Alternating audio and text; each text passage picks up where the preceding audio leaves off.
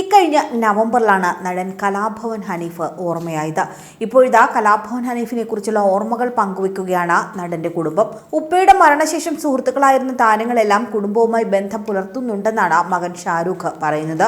ഒരു യൂട്യൂബ് ചാനലിലാണ് ഷാരൂഖിന്റെ പ്രതികരണം.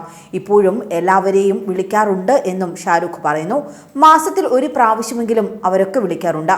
ഉപ്പയെ ഏറ്റവും കൂടുതൽ വിഷമിപ്പിച്ചത് നടൻ അബിയുടെ മരണമായിരുന്നുവെന്നും ഷാരൂഖ് പറയുന്നു.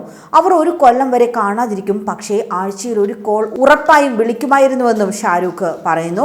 2023 ഒരുപാട് പേർ നമ്മുടെ അടുത്തു നിന്നും വിട്ടുപോയി എന്നും തന്റെ പ്രായമുള്ള ഓരോരുത്തർ പോയിക്കൊണ്ടിരിക്കുകയാണെന്ന് കലാഭവൻ ഹനീഫ് തന്നെ പറയുമായിരുന്നുവെന്നും മകൻ ഓർക്കുന്നു. അതേസമയം തന്റെ മുഖം ഒന്ന് ചെറുതായി മാറിക്കഴിഞ്ഞാൽ ഉപ്പയ്ക്ക് നിൽക്കക്കള്ളി ഉണ്ടാകില്ല, ഉമ്മയെ കൊണ്ട് ചോദിപ്പിക്കുമായിരുന്നുവെന്നും ഷാരൂഖ് പറയുന്നുണ്ട്. അമ്മ സംഘടന ഉൾപ്പെടെ ഇപ്പോഴും കോണ്ടാക്ട് ചെയ്യാറുണ്ട്. ഉപ്പയുടെ പേരിൽ ഐഡന്റിറ്റി കാർഡ് ഉണ്ട് എന്നും ഷാരൂഖ് വ്യക്തമാക്കി. തന്റെ അറിവിൽ ഉപ്പ ഒരാളെ പോലും വേദനിപ്പിച്ചിട്ടില്ല എന്നും മകൻ പറയുന്നു. ഹനീഫിനെ കുറിച്ച് സഹോദരങ്ങളും സംസാരിക്കുന്നുണ്ട്. എന്തെങ്കിലും പറ്റിയാൽ ദിലീപിനെയും മമ്മൂട്ടിയെയും അറിയിക്കണമെന്ന് ആശുപത്രിയിലായപ്പോൾ തന്നെ കലാഭവൻ ഹനീഫ് പറഞ്ഞിരുന്നുവെന്നും അവരെ തന്നെയാണ് മകൻ ആദ്യം അറിയിച്ചതെന്നും സഹോദരൻ ഓർക്കുന്നു. മരിച്ചാൽ സാമ്പത്തികമായി ഒരാളിൽ നിന്നും സഹായം കൈപ്പറ്റരുതെന്നും മരിച്ചു കഴിഞ്ഞാൽ ആരാണ് കുളിപ്പിക്കേണ്ടതെന്ന് പോലും മരിക്കുന്നതിന് ദിവസങ്ങൾക്ക് മുൻപ് തന്നെ ഹനീഫ് പറഞ്ഞിരുന്നുവെന്നും ഇവർ വ്യക്തമാക്കുന്നു. ഉപ്പയുടെ വിവരങ്ങളെല്ലാം മമ്മൂക്കയെ അറിയിക്കുന്നുണ്ടായിരുന്നു.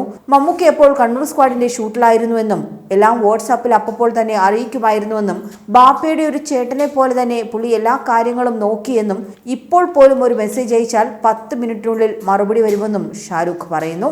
നടൻ ദിലീപിനെ വിളിച്ചപ്പോൾ പുള്ളി വോയിസ് ഓഫ് സത്യനാഥിന്റെ പ്രൊമോഷനിലായിരുന്നു.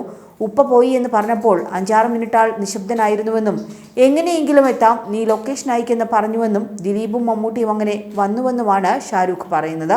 ഒപ്പം ഒരുപാട് പേർ വന്നുവെന്നും ഷാരൂഖ് ഓർക്കുന്നു.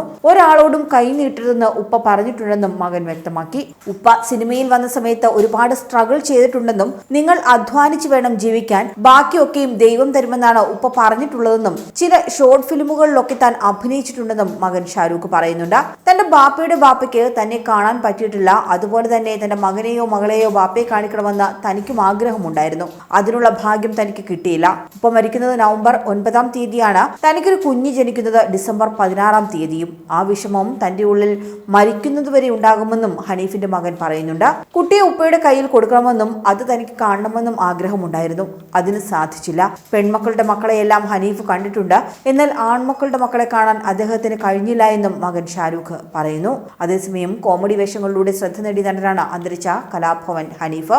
മിമിക്രി ലോകത്തു നിന്നും സിനിമയിലേക്ക് എത്തിയ കലാഭവൻ ഹനീഫ് ചെയ്ത മറക്കാനാകാത്ത കഥാപാത്രം പറക്കും തളികയിലെ മണവാളനാണ്. അതേസമയം ഹനീഫിന്റെ മരണ വാർത്തയറിഞ്ഞ് സിനിമാ ലോകത്തെ നിരവധി പേരാണ് അനുശോചനം അറിയിക്കാൻ എത്തിയത്. 61-ാം വയസ്സിലായിരുന്നു ഹനീഫിന്റെ മരണം. ശ്വാസകോശ സംബന്ധമായ അസുഖത്തെ തുടർന്ന് ചികിത്സയിലിരിക്കവെയാണ് ഹനീഫിന്റെ മരണം സംഭവിച്ചത്. കൂടുതൽ വാർത്തകൾക്കായി B4 Blaze ഫോളോ ചെയ്യൂ, സബ്സ്ക്രൈബ് ചെയ്യൂ.